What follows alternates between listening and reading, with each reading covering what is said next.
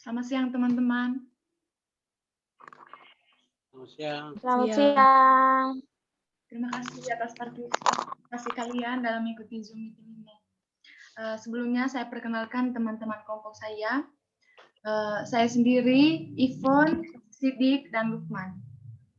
Untuk mempersingkat waktu, langsung saja kami dari kelompok 10 membahas tentang konsep speaking Delhaines. Konsep ini konsep yang telah dibuat Delhaines, yaitu peristiwa tutur, di mana keseluruhan peristiwa pembicaraan yang sedang berlangsung, keseluruhan peristiwa pembicaraan dengan segala faktor serta peranan faktor-faktor di dalam peristiwa tersebut dikenal dengan sebutan peristiwa. Yang perlu kita ketahui pengertian peristiwa tutur. Peristiwa tutur adalah sebuah aktivitas berlangsungnya interaksi dalam satu bentuk ujaran atau ucapan atau lebih melibatkan dua pihak yaitu penutur dan lawan tutur dengan pokok tuturan dalam waktu, tempat, dan situasi. Di dalam peristiwa-peristiwa tersebut kita jumpai faktor-faktor yang mengambil peranan antara lain tempat diskusi, suasana diskusi, peserta diskusi, atau partisipan, tujuan diskusi, dan jenis kegiatan.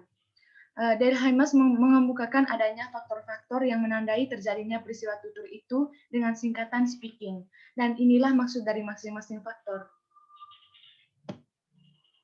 Selanjutnya,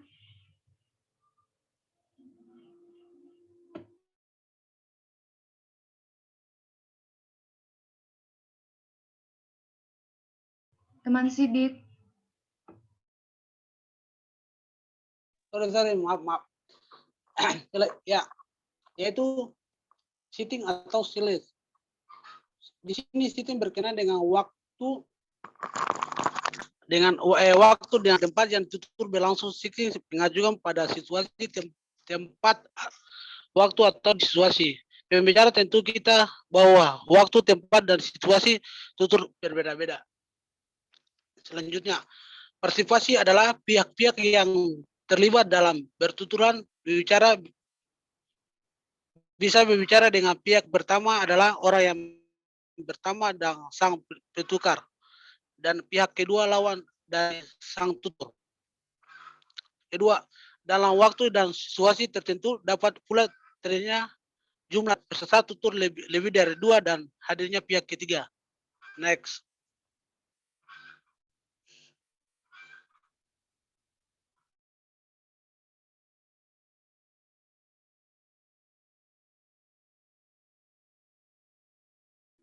Teman Lukman.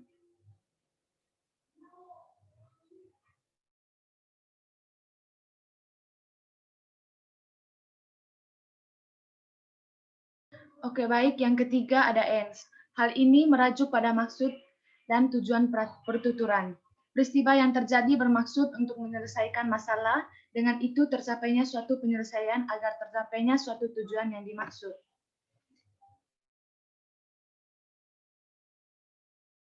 Mungkin teman Ivon bisa melanjutkan. Baik teman-teman, kita lanjut ke poin yang keempat, experience, yaitu pokok tuturan merupakan isi ujaran. Bentuk ujaran ini berkenaan dengan kata-kata yang digunakan dan hubungan antara apa yang dikatakan dengan topik pembicaraan. Kita lanjut ke poin yang kelima, key. Key di sini berarti nada tutur, di mana di sini key itu mengacu pada nada suara dan ragam bahasa yang dipergunakan dalam menyampaikan pendapatnya. Baik nada suaranya itu dengan senang hati, apakah serius, dengan singkat, atau dengan semangat. Kita lanjut ke poin yang keenam, instrumen. Baik teman-teman, instrumen di sini itu mengacu pada jalur bahasa yang digunakan atau alat yang digunakan dalam komunikasi dan juga mengacu pada kode ujaran yang digunakan. Maksud dari hal ini di mana dalam berkomunikasi itu media apakah yang digunakan, apakah media lisan, tertulis, bahasa ataupun dialek. Inti dari instrumen di sini yaitu alat atau sarana yang digunakan dalam berkomunikasi. Kita lanjut ke poin yang ketujuh yaitu norms atau norma. Norms di sini itu mengacu pada aturan dalam berinteraksi dan juga mengacu pada penafsiran terhadap ujaran dari lawan bicara. Norma di sini itu terkait dengan bagaimana cara bertanya pada saat berdiskusi, kemudian itu bagaimana cara berinterupsi, dan perlunya rasa untuk menghormati lawan bicara ketika lawan bicara itu sedang berbicara. Kita lanjut ke poin yang ke-8 yang terakhir, yaitu genre. Genre di sini yaitu jenis atau bentuk penyampaian dalam berkomunikasi. Genre di sini itu mengacu pada jenis kegiatan apa yang dimaksud. Jadi jenis kegiatan yang dimaksud di sini itu seperti apakah dalam bentuk berpidato, bercerita, ataupun dalam narasi. Sekian. Oke, baik teman-teman, sekian presentasi dari kelompok kami. Oke, baik, di sini kami membuka sesi tanya jawab. Di sesi tanya jawab ini kami membatasi 2 pertanyaan. Silahkan yang mau bertanya.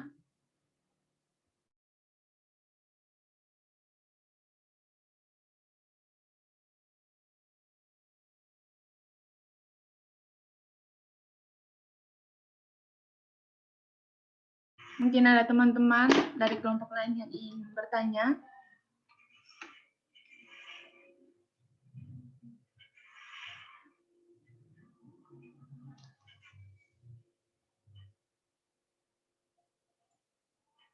Atau mau menambah?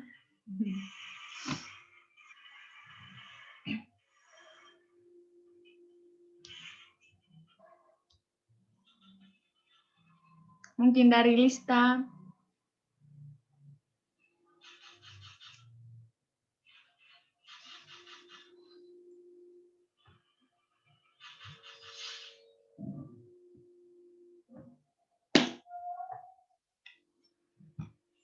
Atau dari Ellen.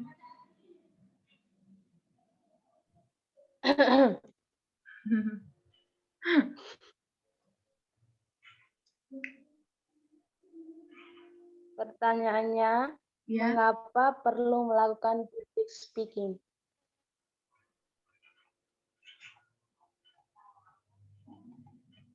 Mengapa perlu melakukan Public speaking. Bacanya begitu, speaking.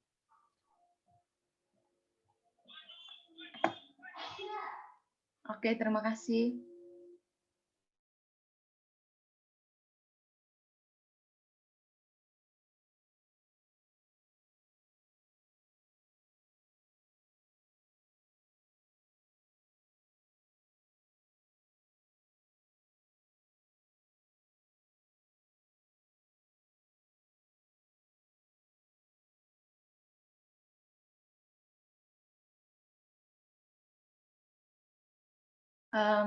Langsung saja ya, kami dari kelompok kami menjawab.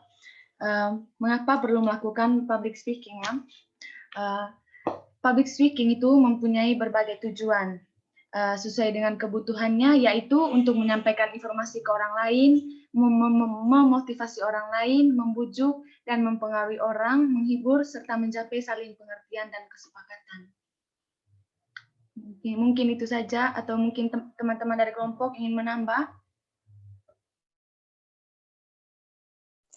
Baik, saya akan memberi jawaban tambahan terkait pertanyaan dari teman Ellen tadi, mengapa public speaking itu diperlukan. Jadi public speaking di sini itu yaitu keterampilan berbicara di depan banyak orang. Jadi menurut saya itu kenapa sangat penting ini public speaking, karena public speaking ini melatih kita untuk menumbuhkan sikap percaya diri untuk berani tampil di depan orang lain, di mana kita itu hadir untuk memberikan informasi atau menunjukkan hal-hal yang penting gitu untuk para pendengar atau audiens. Sekian dari saya.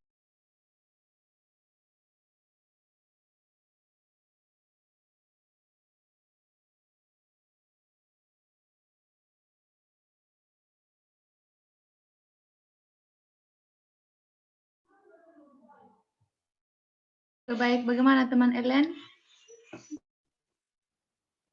Terima kasih jawabannya. Sama-sama.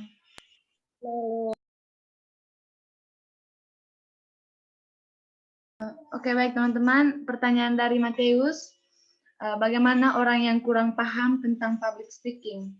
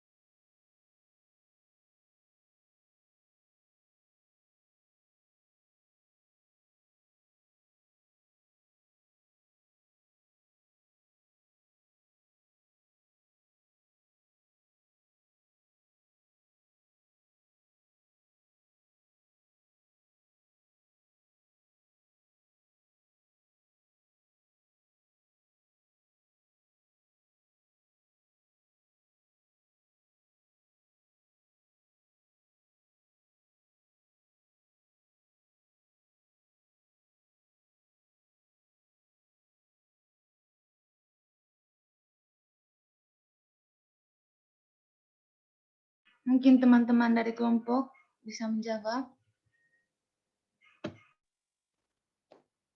Saya, Oke, teman Sidik.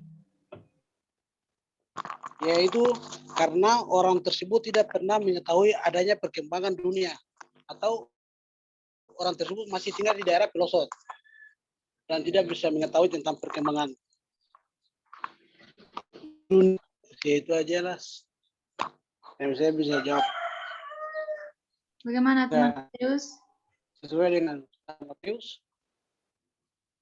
Wance.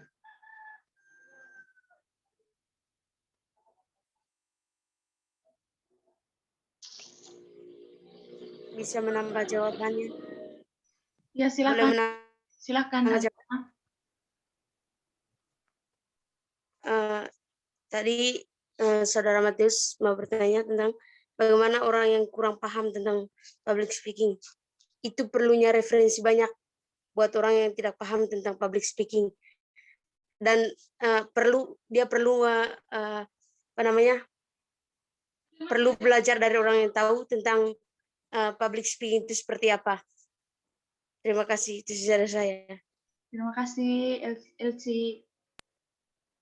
Saya ingin memberikan jawaban terkait pertanyaan dari Saudara Mateus. Tadi pertanyaan itu, bagaimana dengan orang yang kurang paham dengan public speaking?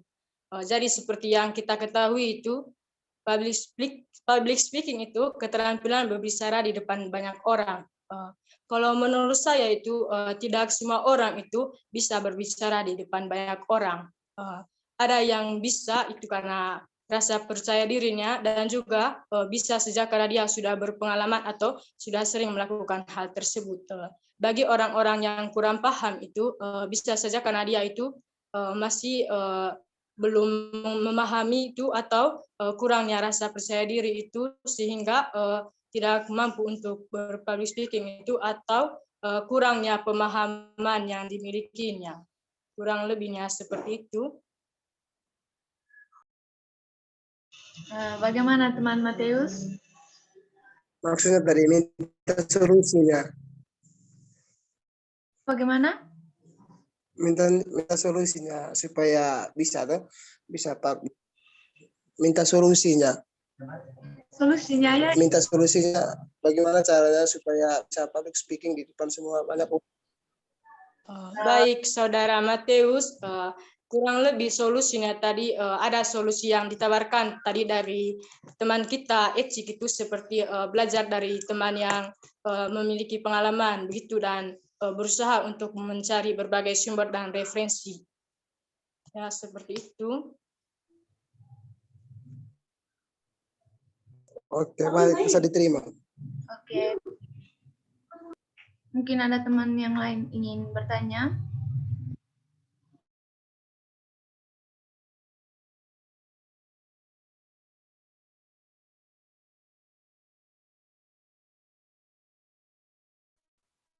Saya Ada di kolom chat. Saya mau bertanya langsung nih. Iya, iya. Halo, Iya, iya, iya. dengar kah? Bisa.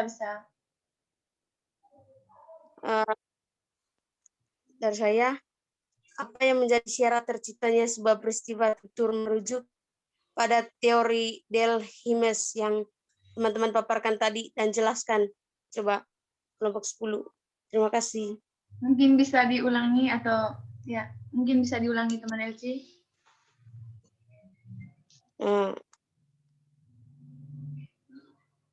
Apa yang menjadi syarat terciptanya sebuah peristiwa tutur merujuk pada teori Delhimes yang teman-teman jelaskan pada tema tadi? Coba jelaskan pada saya kurang paham. Terima kasih. Ya, terima kasih.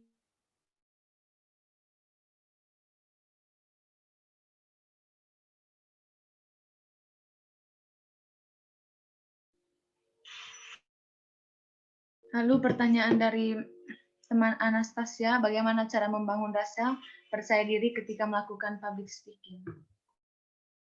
Oke, mungkin dari teman kelompok bisa menjawab.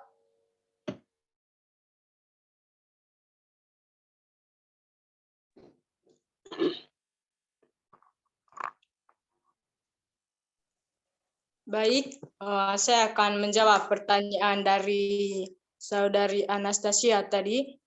Pertanyaannya tadi, bagaimana cara membangun rasa percaya diri ketika melakukan public speaking? Untuk membangun rasa percaya diri itu berawal dari diri kita sendiri. Bagaimanakah upaya dari kita itu untuk bisa berbicara di depan banyak orang? Bisa saja kita terlebih dahulu itu berlatih dan terus berlatih. Bisa saja seperti biasanya itu kalau orang itu sebelum ingin melakukan public speaking itu dia akan berlatih. Bisa saja salah satu cara berlatih itu yang sering dilakukan oleh sebagian banyak orang itu seperti misalnya kita berbicara itu di depan cermin saja, kita bisa melihat bagaimanakah cara berbicaranya kita dan ekspresi yang kita lakukan. Bagaimana teman Anastasia? Bisa diterima. Terima kasih. Sama-sama.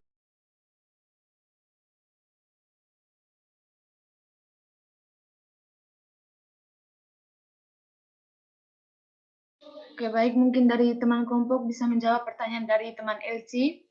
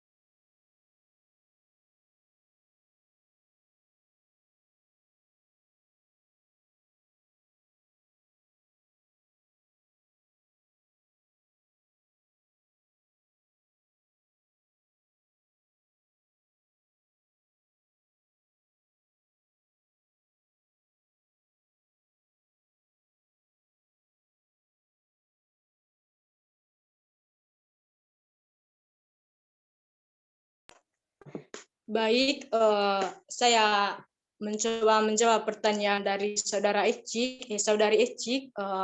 Pertanyaannya tadi, apa saja syarat-syarat terciptanya sebuah peristiwa tutur menuju pada teori Delhimes? Jadi peristiwa tutur di sini itu di mana keseluruhan peristiwa pembicaraan yang sedang berlangsung. Dari konsep Delhimes itu yaitu dibagi menjadi 8, yaitu konsep speaking. Yang pertama itu setting, yang kedua itu partisipan, yang ketiga ends, yang keempat sequence, yang kelima key, yang keenam instrumen, yang ketujuh norma, dan yang ke-8 genre. Setting di sini itu berarti tempat dan suasana tutur. Yang kedua partisipan itu peserta tutur apakah 2 orang atau lebih. Dan yang ketiga itu ends itu memuat tujuan tutur. Yang keempat sequence itu pokok tuturan. Dan yang kelima itu key nara tutur. Yang keenam itu instrumen. Instrumen itu alat yang digunakan dalam komunikasi, apakah secara tertulis atau lisan dan sebagainya. Dan yang kelima itu norma, yaitu aturan dalam bertutur. Itu terkait bagaimana cara bertanya, menghormati atau menghargai orang lain pada saat berbicara. Dan yang ke-8 itu genre, bagaimanakah bentuk penyampaian pada saat bertutur itu. Mungkin itu jawaban dari saya. Bagaimana Saudari Ecik? Bagaimana? Baik, terima kasih atas jawabannya Saudari Yvonne, karena jawabannya saya rasa sangat rinci dan jelas. Terima kasih banyak. Sama-sama. Sama-sama.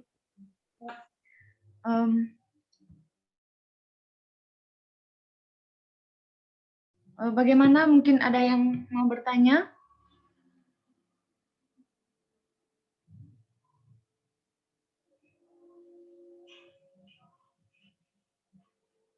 Jika sudah tidak ada, ya cukup ya.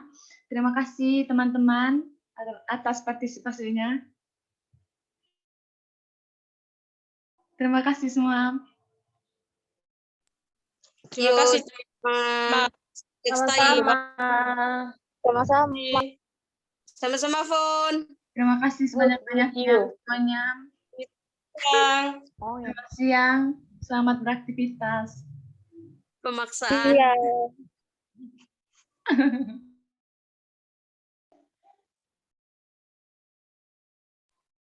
Yvonne, pemaksaan. Ketawa terus.